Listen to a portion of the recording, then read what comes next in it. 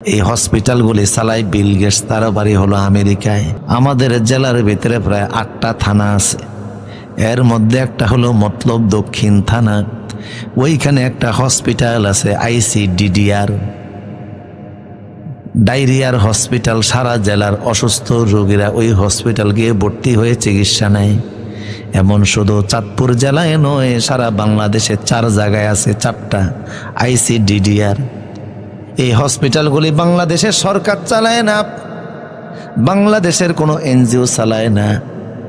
এই হসপিটালগুলি চালায় Bill Gates, তার বাড়ি হলো আমেরিকায়।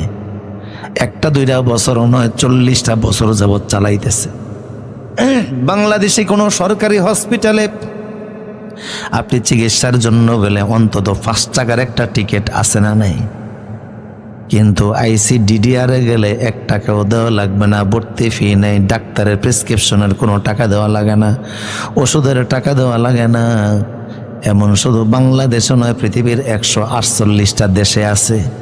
এই হসপিটালের যাবতীয় খরচ বহন করে বিল গেটস। দুঃখের বিষয় হলো লোকটা ইমানদার না, বেঈমান।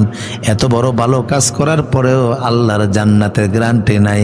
কিন্তু যারা কালেমা পড়ে মুসলমান হয়ে ইসলামকে ধর্ম বলে স্বীকার করে নিয়েছেন, ওদের জন্য জান্নাতের গ্যারান্টি আছে না নাই?